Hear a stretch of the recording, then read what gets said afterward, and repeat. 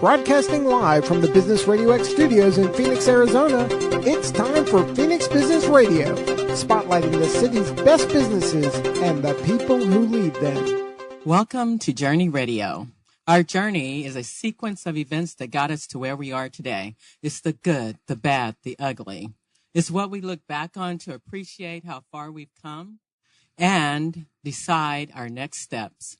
Our journey is a testimony to others that anything is possible. Welcome to Journey Radio again. We have in front of us Isa, we have Elicia and Bill, and they're all here to have a conversation with us and tell us exactly how they got to where they are today, their journey. I'm going to start off with Isa right here. If you can introduce yourself and everyone can follow suit. Who you are, what your company is, and what it does to help our community. Thank you so much for the invite, and I love the opportunity to be here. My name is Isa Israel. I'm the CEO of U.S. Financial Alliance, LLC. We're a company based out of Mesa here in the Phoenix general area. And essentially, we are building ourselves out to be a one-stop shop for financial services for both consumers and for businesses. And I think our driving motivation is to do the right thing by the client and give the most ethical approach possible, which in our industry, integrity is very hard to come by, whether you're a massive bank or a small mom and pop. So I like to lead that as the forefront of our message. Lovely. Elicia. Yes. Hi, good morning. So my name is Elicia Nademin. I'm a psychologist for a hospital in town. Primarily, my population is a specialized group of folks who are in the elderly portion of our community, so I have a lot of knowledge around that subset. I also have a very small private practice, and part of why I'm here today is actually in representation of I'm a consultant for Rodan and Field Skincare, which has turned out to be a remarkably unique way to help people, a very unexpected gift. And so it's a part of giving back and helping people change both from the inside and the out. Hi, good morning. My name is Bill Whitmire. My company name is Whitmire Holdings, and we actually have a couple of different businesses. My number one business right now is a coffee business. It's an alternative form of coffee, and I'm also involved in the skincare business as well. Our goal as a company is to provide healthy products to the world, so we bring the treasures of the earth to the people of the world, is what we like to say. And the other goal that we have is to create organizations, nonprofit organizations that help people with substance abuse in our community. Great. You know, one thing I'm hearing in common is that you're all entrepreneurs, right? Yes, ma'am. And what made you say, you know what, I think I can do this on my own and do my own thing and actually help the community in the process? Well, if I can jump in, guys, I think every serial entrepreneur more or less had the same start. Okay. You've always been an entrepreneur since you were a little kid, one way or another. So for me, as a starting point, I remember being like in 5th grade and having my class and I put together lollipops and little flip books for kids that we used to sell for a quarter. You know, and we use that to raise money for our school and different programs and activities and stuff like that. So I think it's one of those things that you have in you as a child, and then you further cultivate it. And when you get into corporate America, you know, and you realize that that's being held back from you, it drives you further to want to extrapolate that and then bring across your impression of what corporate America could and should be like. That's great. And I often think about that, but we all don't have the tenacity to do it, but that's a leading purpose. Oh, yeah. It definitely requires a lot of tenacity, a lot of ambition. And you have to be ready and willing to get rejected 99% of the time so that 1% you actually make it through. You know, and that 1% could be something, you know, huge. You know, I can honestly and openly say I have definitely failed more than I've succeeded. And yet here I am today. Wow. That's amazing. What about you, Elicia? I love that. I feel like that's definitely a huge lesson that has been so on the forefront of being a business owner. Absolutely. It's like when you're getting rejection, you know you're putting yourself out there. I will say I'm a little different. I feel like in the sense that I've always done things the hard way and I've gone against the grain. So I never wanted to be an entrepreneur. I felt like I was just going to be salaried as a psychologist for whatever organization I was with. I liked it that way. My private practice I fell into, the skincare business I fell into, but what I've actually found in the skincare world I literally got into it just to save money on my own products and to take better care of myself, lead with integrity. I figure if I'm representing the product, I will be more disciplined in using it. That was really my lazy approach to starting. And then when I got into it, it turned out to completely change my life. And I've come to find the financial freedom. I can actually work my business in the Caribbean. I can work my business on a plane. I can work my business at the coffee shop. And it's given me the ability to not feel attached to that billable hour. And it's also given me a platform for reaching people on a global scale as opposed to just the person who's in my office. And that's probably been the biggest gift of all. But the discipline and the tenacity and the willingness to face rejection and just confrontation along the way has absolutely been a huge part of that. That's resulted in so much growth and self-development.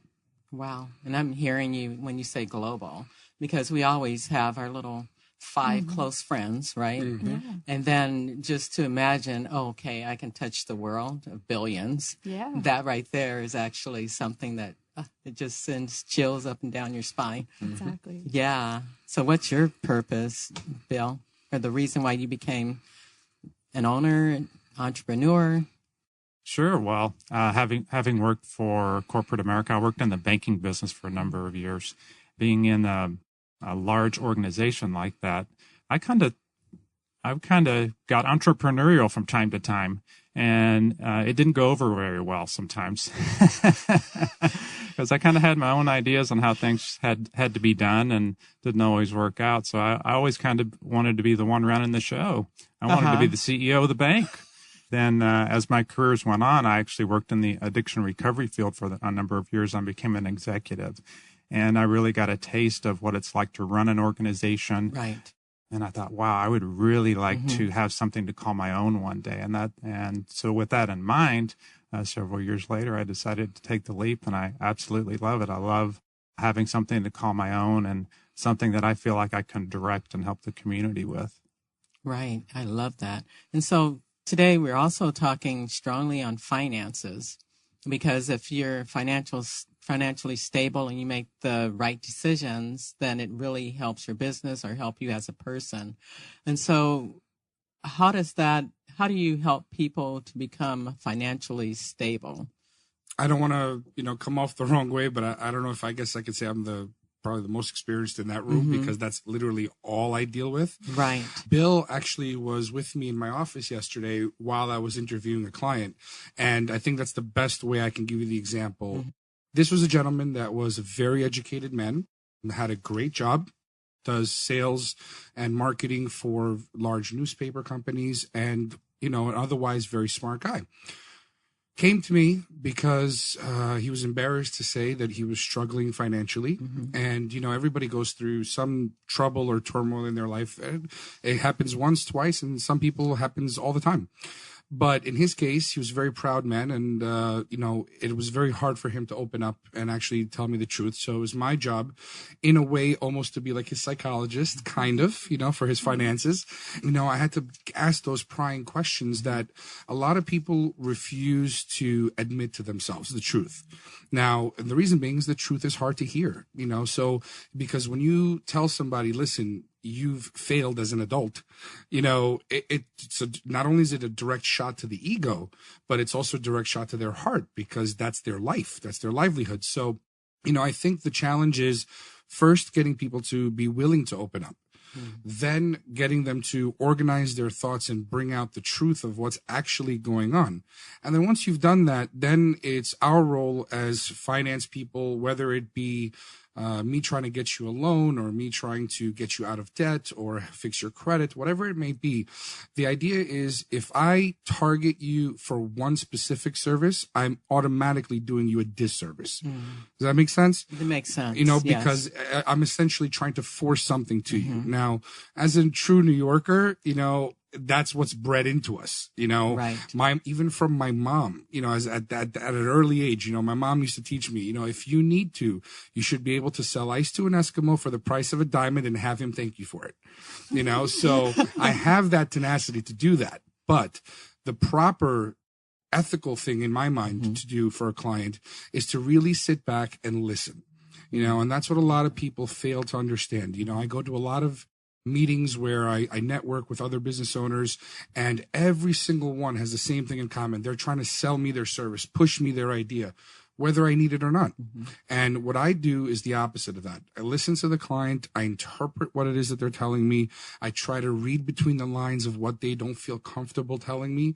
And then based on that, we try to create a strategy to get them from point A to point B. Now in some clients' cases, it might be simple. It might be just one little tiny service of fixing up a few things on their credit and their job is done. Other clients, like the gentleman I saw yesterday, he's going to require 3, 4, 5 years of me holding his hand along the way, guiding him through the steps. And that's exactly what I love to do. On average, I see clients typically between 3 to 6 years that are with me for one thing or another. And the idea behind it is, just as I have to lead my employees and my team members and all my affiliates that we work with, it's just as important to take that approach and lead your client that same exact way. It's the differentiator between the boss that has the whip versus the leader that leads by example. And that's what you have to be for your clients. You have to lead by example. Oh, nice. Not only talk about it, but also do it. Be about it. Yeah. And so we were talking about the psychology of it. And so I wanted to know, like, what's the pressure, or, psychologically, or what do people feel compared to when they start trying to work through debt till the end? Absolutely. I think it's so multifactorial, right? So much of a person's attitude, beliefs, confidence around finances has a lot to do with how they grew up. So the parental attitudes, the people they grew up around, and it's so different. There's not like a 2 + 2 = 4. So for example, if somebody grew up with very little resources, maybe the family couldn't afford to give them the same luxuries that another family might be able to afford. Some of those folks will grow up and be very risk averse. So they won't want to spend money. They'll want to be very, very overly conservative, to the point that it's really, really restricting and impacting their lifestyle. Some people will, in those cases, by the way, it's not unusual to have hoarding and those sorts of behaviors develop because everything is so treasured, just sometimes to a bit of a problematic degree, I think. And then you also have that same group of people who might actually grow up and almost spend luxuriously when they have, because I didn't get to do this when I was young. And that can sometimes, again, at the extreme, result in irresponsibility. So I'm just going to spend sometimes even beyond my means. And so it can completely, direct the way and the approach that somebody takes in expending. And so much of that also boils down to the compatibility of who they surround themselves in their adult life. So their romantic partner, business partner, I don't think there's anything inherently right or wrong with any particular way somebody grows and develops, although right or wrong is different than, is it working for you? Is it responsible, right? In one case, we're talking about a moral compass. In another, we're talking about what serves your quality of life, what serves your family's quality of life. But that compatibility component is so important.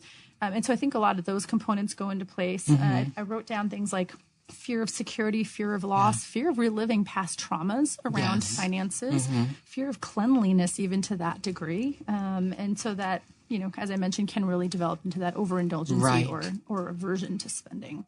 Wow. So it can go either way. Yeah. Yeah. And I think it can also go to the extreme of, you mentioned ethics around finances. It can influence someone's ethics around finances. If somebody absolutely wants to make sure they're never in dire straits, sometimes, and this is where that moral compass might come in, that can result in some really poor decisions that don't necessarily fall in line with integrity. And what happens then, we develop depression, we develop stress and anxiety. Sometimes they don't even realize that these feelings are potentially a byproduct of the choices they're making. One of the interventions that I offer to patients sometimes in my office is I say, imagine, and it's called an epitaph exercise. Imagine what you want people to say about you at your funeral. Imagine how you want to be remembered. And if your words are, I want to be remembered as someone with integrity, I want to be remembered as somebody who was responsible, and yet you're not living your life in line with those values every day, then it would make sense that you're experiencing feelings of anxiety, turmoil, interpersonal conflict, because you're not living in line with what matters to you. So those are some of the thoughts that came to my mind. Right. So, Bill, would you say that you have to, when we're thinking about finances, figure out what's important to you when you're budgeting or when you're deciding to go into business or anything? Oh, yeah, you definitely need to figure out what's important to you. And as Elicia mentioned, it has to do with what your values are. So if you can I know for me, I sat down before I started my business and made a list of what my core values are. And not only did I center my business around it, but how I would budget my finances around that. And I can speak from experience, from my own, just to be transparent, back in 2008 when the economy fell out. Well, I had a falling out too. And so from personal experience, I learned some hard lessons about how maybe ego, not really paying attention to where that moral compass is and thinking you have more than you really have when you're, let's say the cash flow's coming in, right? And then you take on more than you really should be. And then all of a sudden things happen and then you're left in some dire straits. So having learned some value now, hopefully no one else has to do that. So having taken some hard knocks when it was time to become an entrepreneur, I thought long and hard about that in the business planning process and in the budgeting process. And I'll say that there's a lot of helpful tools out there for business owner through SCORE. You can go on there and actually download a business plan for a for-profit or for a nonprofit business, which really helps in the budgeting process. And there are a lot of demands, which I didn't realize when I got into entrepreneurship, because I kind of thought, well, being an executive, I kind of know what I'm going to run into. No, I had an HR department. I had a marketing department. I didn't have to worry about that. All I had to worry about was recruiting staff and managing staff and dealing with the board of directors, right? Which is enough. Big thing. Yeah. But all of a sudden, as an entrepreneur, I'm realized, okay, the marketing budget was the hardest for me because I'm dealing with lots of folks coming to me with lots of great ideas, with lots of great products, and I love everything. And then I'm thinking, okay, well, now I've got limited dollars. What is going to be the best way to spend my dollars to get my company's, best interest put out there? And so those are very hard decisions. And I would always reflect back to what are my core values? What's my mission here? But that's definitely the way I see it. Yeah. So have you been able to help somebody along the way through your experience? Oh, definitely. Absolutely. I talk with new business owners all the time. I'm quite active in the Chamber of Commerce and some other networking groups. And so I'm able to sit down with other business owners and share my experiences with them, which also helps me as well, because when we teach something, that's when we really start to learn it. Right. You can get to actually experience it. And I think people relate to you a little bit more when they think that you're walking the walk, or either you experienced it and they can actually feel the emotion. I was talking about that last night, about people actually feel if you're genuine or not. Is that how you get people to go along? 100,000%. Absolutely. Yeah. You have to have, no matter what you're doing, you could be a garbage man, you could be a doctor, you could be a finance geek, you could be a tech geek, you could be whatever. You have to have a passion. There has to be a driving factor. And I think, if you're going to be an entrepreneur, and even if you're not, even if you're just working the corporate ladder, everybody has a why, right? It's the quicker you can address your why and actually, instead of being afraid of it, embrace it, the better off you're going to be. And by default, the better off the people around you are going to be. Right. I think that Elicia touched on a very key point about the psychology in business. In my mind, there are two aspects of the psychology that are super important that very few people want to address. She brought up the first big one, which is, finding that happiness, that inner joy in what it is that you're doing, right? But I think just as much she brought up fears. And the problem, I think, in the financial sector, that big companies, big corporations, and big banks are all basically banking on is your fear. So I think that businesses today that are growing, that are scaling, are those that have moved away from that model and are empowering people, as opposed to preying on their fears. So in everything that you do, there's multiple ways to, let's say in my case, how Bill was describing, challenges of marketing and challenges of getting the word out and everything else. In my case, it's all about how I'm selling, right? So if I tell you that you see those commercials, let's say with regards to the IRS, if you don't pay the IRS their tax debt, what's going to happen immediately is you're going to get arrested and you're going to da-da-da-da-da-da. None of that stuff is true. Okay. But people fall into that trap, right? Yeah, they do. And that's that unethical thing I was talking about. A lot of companies do that. Whereas, if you tell people the truth about, rights that they have that they don't even know about, that people are too afraid to even ask, do I have the right to protect myself from a predatory lender, from a predatory bank? Do I have the right to protect? And the truth of the matter is, the answer to this is absolutely 100% yes, and people don't think about that, so understanding psychology, if you're going to be good at any type of sales, especially in finance, is critical. See, big banks, if you look at their corporate infrastructure, in their HR departments will always have at least one Elicia or a team of Elicias, okay? I would love to have a team of Elicias. I'm just saying. Hey. Yeah. And I would like to have this team right here, actually. Yeah, exactly. Hey, to come here every day. It's Now, all in my pocket. Alicia, let me ask you this. You ever been in a situation where you're in a group of other like-minded individuals like yourself, Yeah. okay?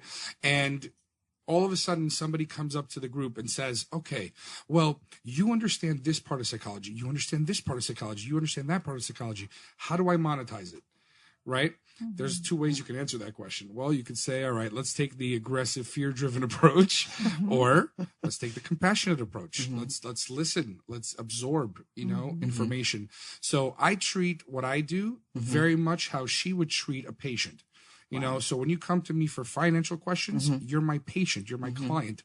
I have to address your specific needs. If I try to cookie cutter it to you, yeah, it might work, let's say 1, 2 out of 10, but what about those other 8? Yeah. You have to look at it from, do I have a return on investment or not? And the best way to do that is to get your client to have a return on their investment. They're investing in you. And as such, if you're doing a good job, they get a great return. So, I think that's something that has to be, spreading like wildfire in our industry. And not that many people are doing it. You have some really, really great people that are doing it.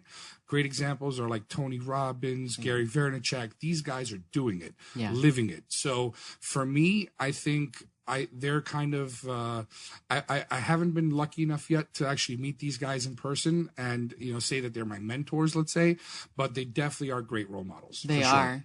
So I pulled out passion because if you have passion, you got your why. Okay. You can handle the finances, you can handle the business, you can handle anything. So how do you pull out, because all of you guys have customers, you have clients, you have patients, and the patients actually have to get, they have to progress. So how do you get them to say, you know what, I buy into this and I can see that this is going to help my future? How do you get them to come to the point where they have the passion or the desire to actually progress? Yeah, if I might actually, you said several things and I jotted down some notes because there's so much overlapping in our industries, which is so cool. Because as you're talking, I'm like, there's all these acronyms I've learned in my business, one being tiny, their interest, not yours. So when you're speaking of, I listen and I try to understand what is it that they need, what are they lacking in their life, and how can I help cultivate that for them or empower them in a way, providing them with whatever it would take in order to achieve that in their lives. So one thing I wrote down that I think goes along with how to find passion. In fact, so one of the things that I do on my Facebook business page, as well as sometimes on my personal, is I do almost weekly live readings or live, just like brief presentations, 2 minutes, 3 minutes, 10 minutes. I can be kind of verbose. Sometimes they're 10 minutes. But I do these readings because I always want to give something of value to my network. Whether you ever come to me as a client, my clients aren't on my network, but as a business partner, as friend, whoever you are in my life, I want you to feel like you walked away with something of value. And so a reading I did this morning actually talked about everybody has genius. So if you tell a fish to climb a tree, and that would be the way that you're assessing their brilliance, that fish is going to go the rest of its life thinking it's an idiot. But the fact is, fish don't climb trees. There's no way we could teach a fish to climb a tree. So it's looking for that person's strength. I have people in my network who, for example, don't feel they could relate necessarily to the skincare industry that I'm in if I present the business opportunity to them, because they say, oh, Elicia, you're so extroverted. You love strangers. You love traveling the world. You love going to charity events. That's just not me. I'm introverted. And I say there's room for every single personality in this business. You could work this from home behind a computer, or you could go out into the world and do it that way. It's a matter of figuring out your genius. What do you do better in this moment in history, better than anyone else in your life? I bet you there is something that we each do really, really well. Another thing that I wrote down You mentioned tenacity earlier, and tenacity is so critical. And another reading that I've done is about, and I don't know the exact statistic, but I think they say your team below you, your staff, or whoever you're trying to empower or inspire are going to duplicate about 30% of what you're doing. Right. So ask yourself, the amount that I'm doing, if someone did 30% of it, how well am I actually inspiring and modeling? And is what I'm doing going to get me to where I want to be? People want this magic pill. Well, but it didn't work. It didn't work, so I gave up on it 3 days later, 3 months later, 3 years later. But the reality is you're planting seeds. And I always say, too, if you're going to touch your business 2 hours a month, well, how often is someone going to keep going to that, come into your storefront when your shingle is always up and it says closed? So those are kind of some of the notes that came up for me, actually. Yeah. And I remember I have a beauty salon in Tucson. Divinity Beauty Bar, but I've had these amazing people come through, but the one that comes to mind is Sandra. She was from Africa, and I remember, how do I get her to really reach her potential, make more money? And she says, and I said, what is your passion? What would you like to do? She says, well, I would like to go to Africa back home, but I don't have the money. And when I go, I need to bring gifts, and I need to actually do all of these things. And I said, okay, but why don't you take a picture and you're going to put Africa right there on your station? Well, she's gone 3 times. I think when she got that passion, I was just so amazed. She went 3 times. I think when somebody saw that she was doing it, then they helped her do it. Yeah. And not only that, you were talking about the 30% that people see you do. So she also opened up her own salon. Now, I could be like, you hate to see people go, especially when they're helping out and you have that vibe in the shop. But then that was a testimony. You know what?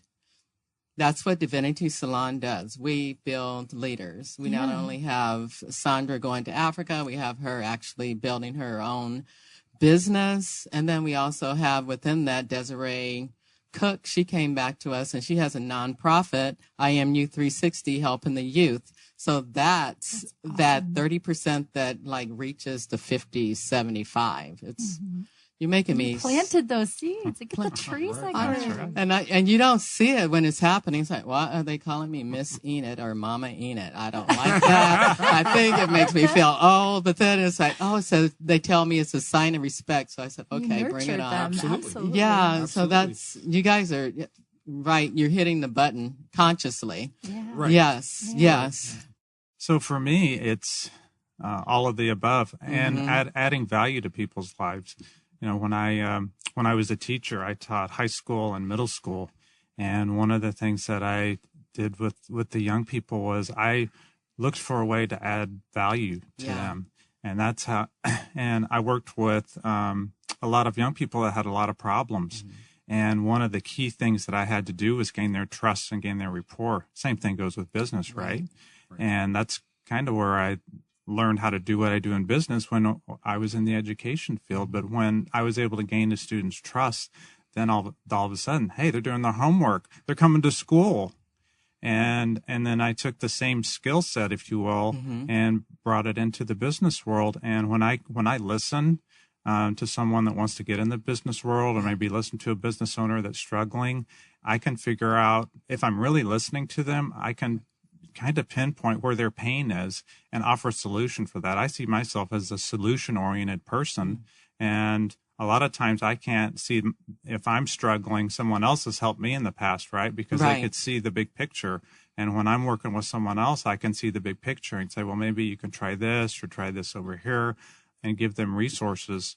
And then also, people that want to join my team as well. I mean, it's all about the servant leadership. I was journaling the other day, and I wrote down, what are the characteristics of the servant leader? First thing I wrote down, as Isa mentioned, is being a role model. Right.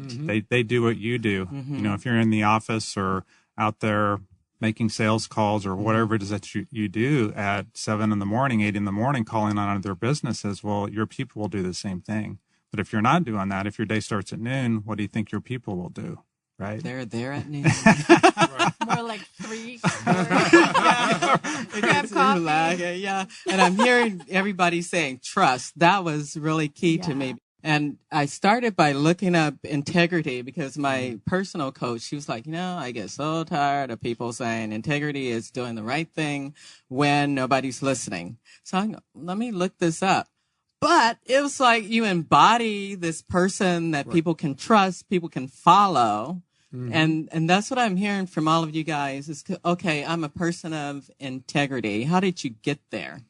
I think it comes a lot from trials in life. We've all gone through something in our lives, whether it be family, whether it be with our own health or a family member's health, whether it be, struggling in our youth and growing up a certain way. So if I may, I kind of want to tie in a bunch of different things that both Elicia and Bill and you were all kind of throwing in there. So I'm going to try to do this as a kind of like a domino effect. Yes. Okay. So a while back, Elicia had just mentioned that a lot of how you grow up shapes who you're going to be, right? Now, in my case, I grew up dirt poor. I mean, like dirt poor, sleeping on the floor, dirt poor. Wow. When my family and I first came to the United States, I was 4 years old. And my first memories here were sleeping on the floor, on a mattress, no blanket, no pillow, just we had nothing.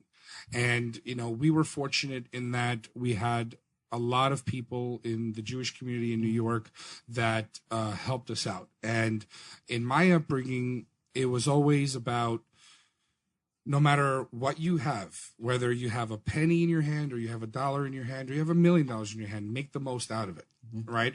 So, I looked at how my parents worked day and night, literally. I mean, it was crazy. Like, I remember my dad would work like 18 hours a day, when we first came here. He would do construction jobs during the day and work as a taxi driver by night, and just come home, sleep, take a shower, change clothes, and right back out the door, and I think that hardworking component was what was instilled in me from a very young age.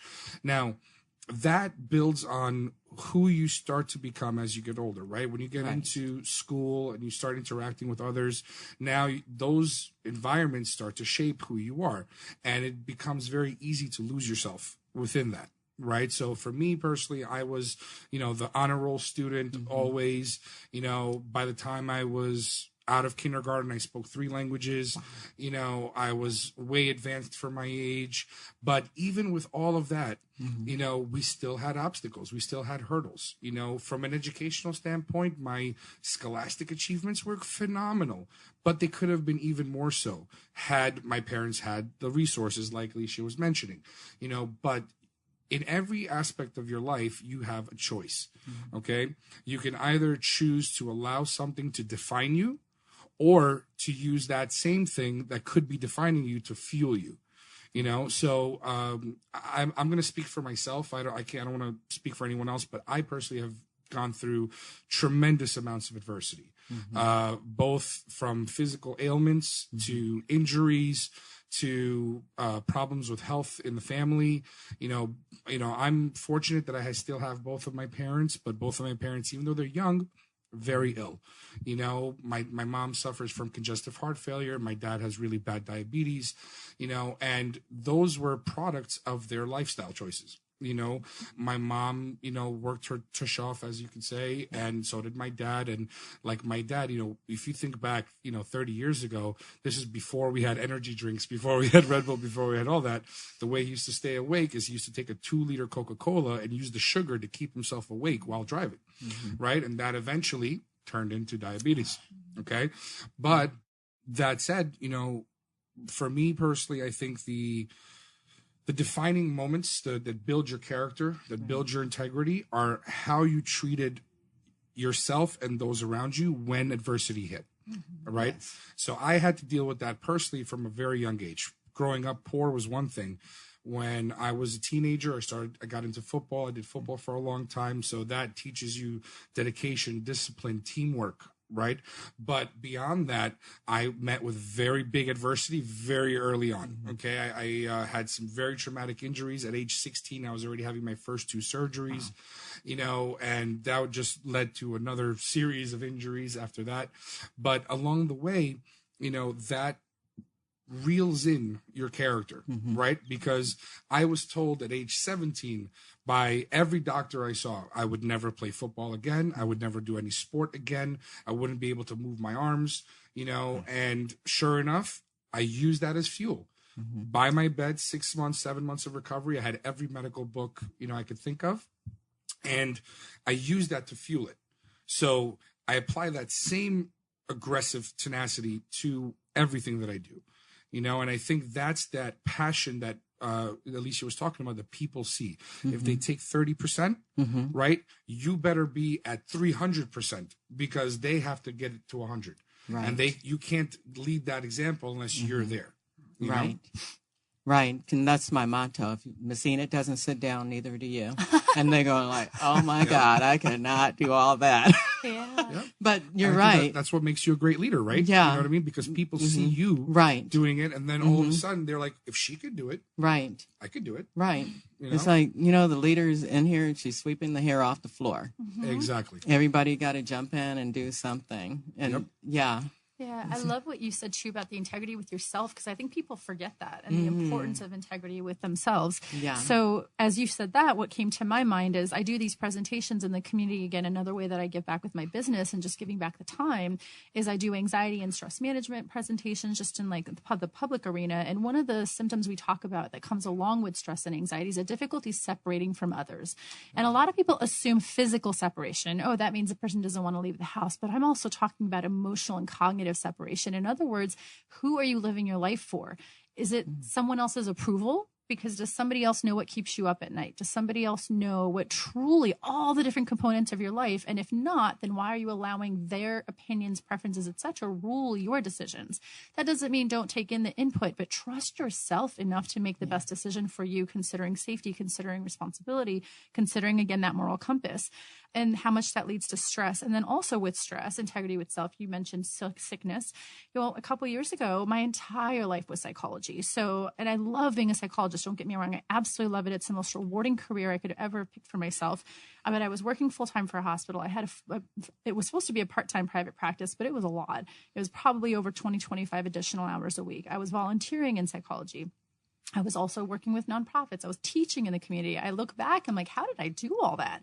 And then I got sick, and I thought I was sick because I was just burnt out. I thought I was just overwhelmed and stressed. But the reality is I was actually physically sick to the point where, and it was an insidious, it was heavy metals poisoning, which is very weird to catch. I was fatigued. I was having memory issues. I'm like, what is wrong with me? And what that is it's kind of a slow death had I not caught it. And I remember at one pivotal point thinking, is this how I die? Is this how I die? Working my life away. Yes, I love what I do, but if you're going to do it 80 hours a week and everything about my life is that, where's the fun and where's the diversification? I don't want life to feel like an obligation. And so my business has brought in that fun and that silliness and the traveling and the charity and the living my life on my terms and not feeling attached to that billable hour. And those golden handcuffs went away because now I get to be a psychologist in normal full-time hours. And I still get to do some of my nonprofit work and I still teach, but it's now again on my terms and I'm enjoying it. And I feel like I have all of that diversification that came with it. And so that now I feel like I'm living with integrity with myself because I get to do everything better because I feel more energized. Right. Because I do finance by day. So I'm like, but then it's the relief because I'm thinking that's what you get when you're doing the beauty products. Is I go in the shop, the women are talking trash or they're just having a good time. You might be sweeping up, but it's a lot of fun. You bring in a little food in the mix and it's like, some music and cartoons for the babies. It's a lot of fun. And that's my stress relief. Exactly. This right here is a stress relief. This is a lot of fun. And last night was photography. I was going, oh my God, that's my new passion. That was a lot of fun. So it's like bringing in the diversity. Absolutely. And I think you train on diversity also, right? I absolutely do. Well, and it'd be so easy for us to not have gone into this industry if we feared, how is someone in my professional arena going to see this? Because I struggled with that at first. And that's why I say I've grown so much. My skincare business has taught me more about how to do life than I think I learned anywhere else in my life. And I'm a board certified psychologist. Like that's about as high as you could go. And I was like, life's perfect. I don't need anything more. And I had no idea yet what I was missing because that was the only lens that I had. Wow. Yeah. That fun. Yes. talking about adversity, that's what led me to do what I'm doing now. Yeah. And on a lot of different levels. For me, I've had struggles with some of my health through the years. There was people that were put into my life that encouraged me to keep going. When I was an executive, one of the things I really struggled with was leadership, because you find yourself in a position where people are coming to you for guidance, and your phone is ringing all the time. You're getting email messages at 2 a.m, 3 a.m. regarding a crisis, because it's behavioral health. Of course, there's going to be a crisis, right? And it's up to you to make very hard decisions. I ended up getting burnt out and had to leave that profession, which I loved. Yeah. And I didn't think I would get back to it. And over the years, I had people put in my life that encouraged me to start taking chances, start taking risks, and start trying some things. And that's what got me to really get motivated to try and start my dream, which was to start my own business, to start going after starting a nonprofit, to go to Toastmasters, as you mentioned, to start working on my leadership skills, because I knew in some areas I was lacking, and I needed to beef up those skills and communication skills to become successful. Part of being successful is owning your strengths and your weaknesses, and finding ways to beef up those weaknesses so you can be a very well-rounded person, and being transparent with those weaknesses. So yeah, when you're transparent, do you find that you get the help? It's like when you open yourself up, people come, you get right. Yeah.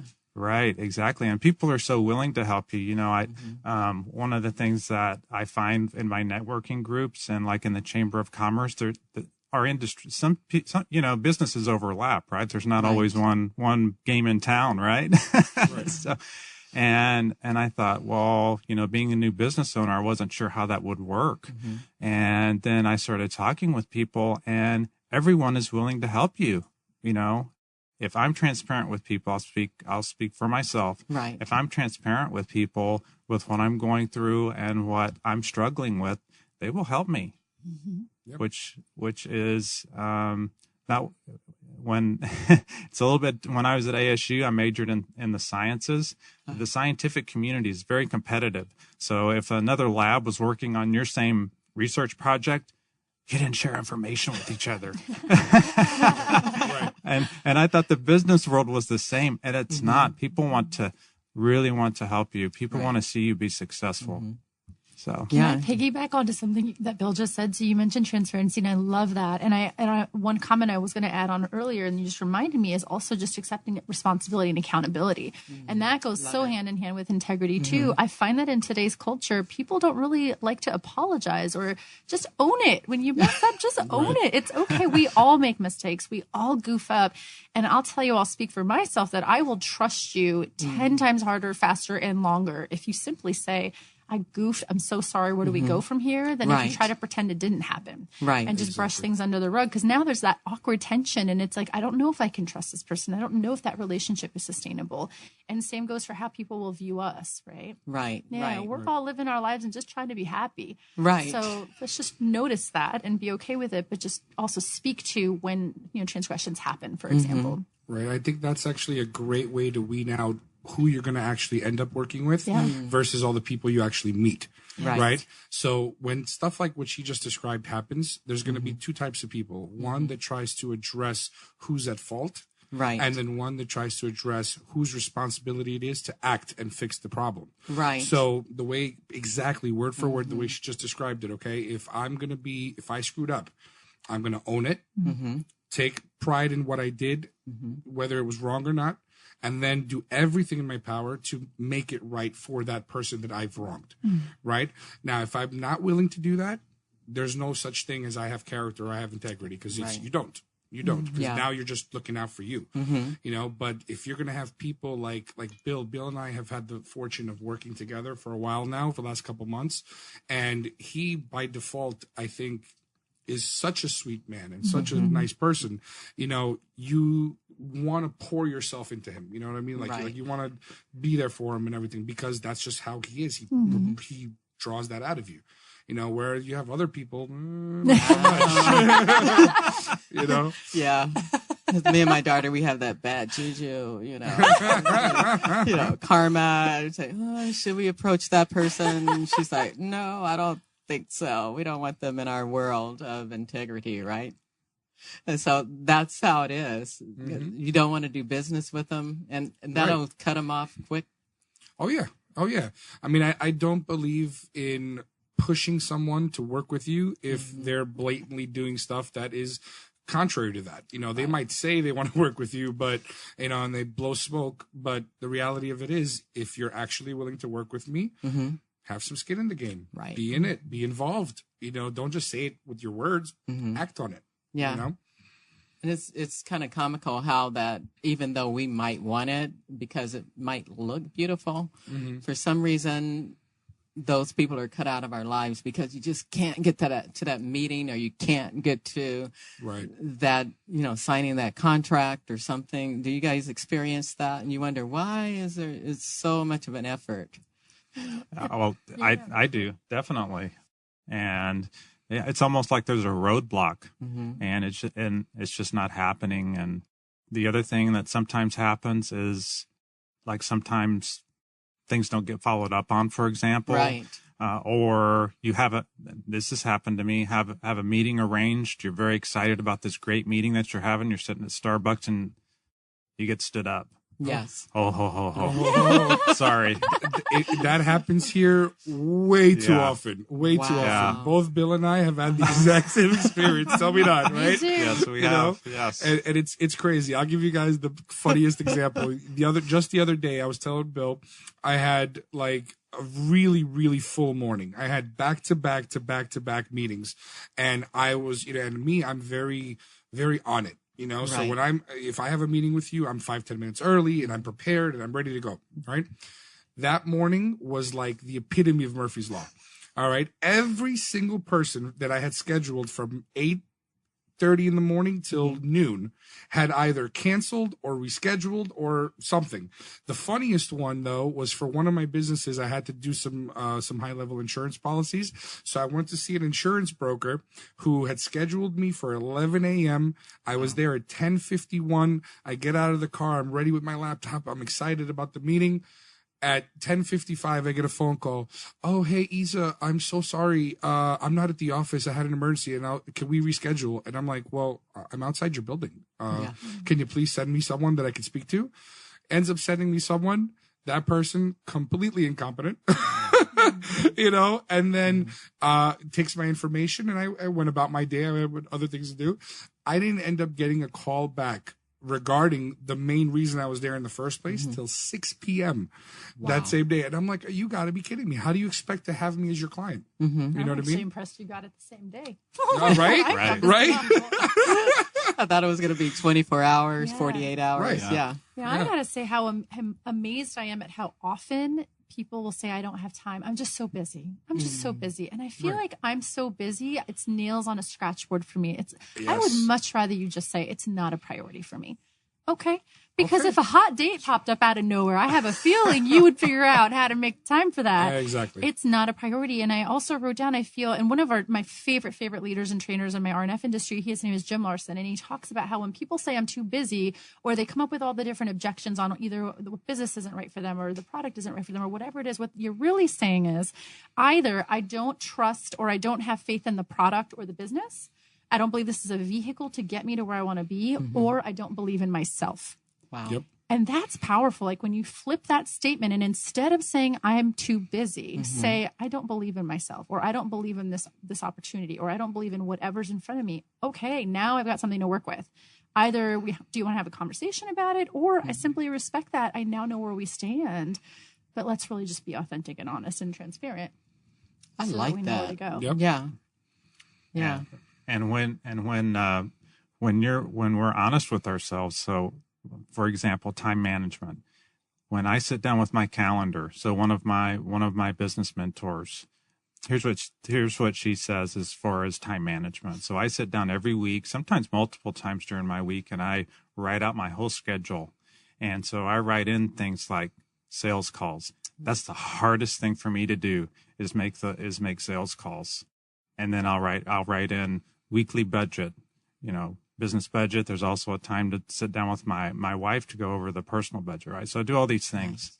So, but my business mentor says, and now you're accountable to do those things. So from 8 to 10 on Monday mornings, I'm making my sales calls.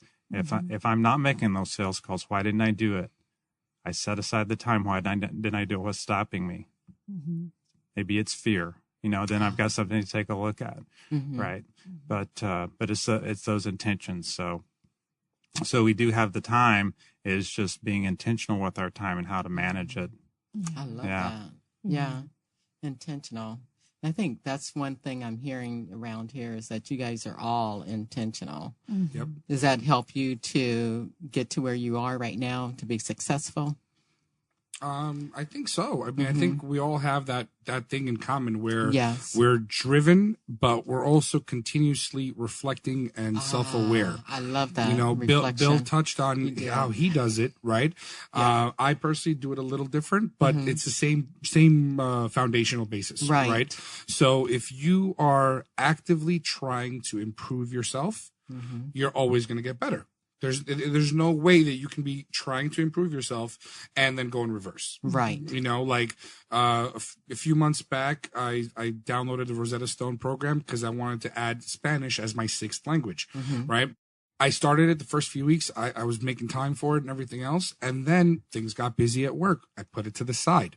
Haven't forgotten that it's there. I paid for it already. Believe me, I'm going to use it. But the truth of the matter is other things came up that were more important. So like Bill was just describing, it's super critical to address what's important in the now. Okay. And then what's important for the next week, the next month, the next year. You have to have clear, distinct goals. You can say, I want to be a billionaire next year. Fine. That's a great goal to have. How are you getting there? Right. What's day 1 going to be? Day 2, day 3, day 360? Absolutely. How are you getting there? And that's the part that a lot of people, shy away from. Right. Like I personally have this debate with my parents all the time. I love them to death. I know they love me to death, but their dream for me was the American dream. I was supposed to be a doctor. I was a chem major in school, did really well. And through life's adversities, that didn't happen. Right. But it doesn't mean that I can't still excel. Right. So when I talk to them about my approach to business and how I want to do things, to them, it's so alien that it doesn't make sense, and we have shouting matches sometimes. My dad and I, we butt heads like this, you know what I mean? But when I've proven, Dad, here's my plan. Here's what I've done. Here's how I'm executing. I'm on this portion. I'm 10% of the way. On this project, I'm 20% of the way.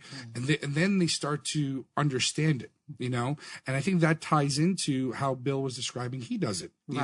You're constantly self-reflecting, absorbing, and improving. Yeah, I agree. I think it's so critical to hold oneself accountable. And so to add a lens of psychology here, when I think about that, there's so often people don't meet their goals, and it's easier and it's more convenient and it's more comfortable, less anxiety provoking to blame something in the external environment. Bingo. I'm too busy. I didn't have the opportunities. I didn't get the time. I was too busy with work. There were too many demands. There's always something. I choose to live my life as I am in control of 100% of the things that happen in my life. Every single decision I made led to what came of it. On the months when I'm maybe going through a big life thing or I'm stressed, I'm overwhelmed, somebody I care about, there's like a relationship thing going on. And those months, my business shows it. Maybe my numbers aren't as high. Maybe I didn't hit my goal. Maybe that's 100% on me because I'm fully aware that I woke up every single day and made a choice.